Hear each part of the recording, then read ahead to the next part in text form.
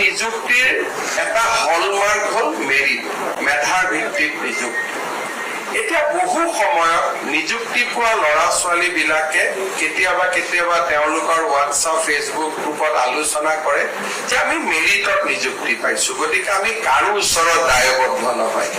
মই কথাটো ওলোটাকৈ কম যে ৰাজনৈতিকভাৱে নিযুক্তি দিব আটাইতকৈ সহজ, কাৰণ আজি যদি ইয়াত বহি থকা 200 জন মানুহৰ পৰা মই 5-5 লাখ টকালৈ নিযুক্তি দিলোহেঁতেন, মোৰ দুই ধৰণে উপকাৰ হয়।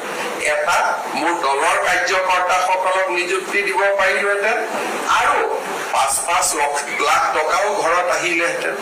এতিয়া মেধাৰ ওপৰত নিযুক্তি দিব যাওঁতে আমি দুটা ত্যাগ কৰিব লাগে। এটা ত্যাগ কৰিব লাগে যে আমি টকা পইচা যিটো লক্ষী ঘৰত আহিব লাগিছিল তাক বিদায় দিব লাগে, যে আমাক লক্ষী নালাগে, আমাক সৰস্বতী লাগে। প্ৰথম আমি লক্ষীক বিদায় দিব লাগে।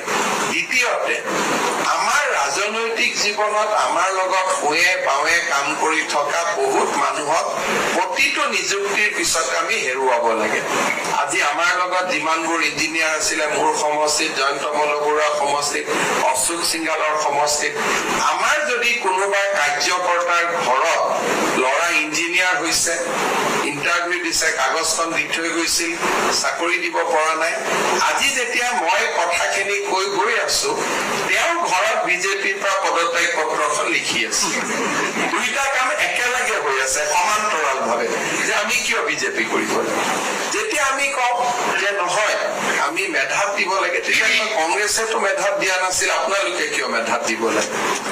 অৰ্থাৎ আগৰ আমাৰ পৰিৱেশ কি আছিল, আজি আমাৰ পৰিৱেশ কেনেকে আমি পৰিৱৰ্তন কৰিছো।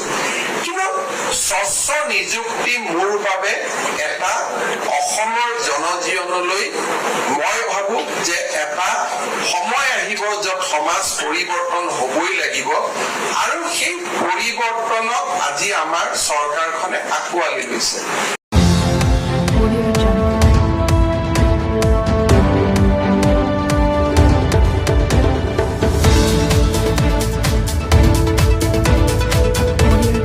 News Desk Report, Italy A to Z.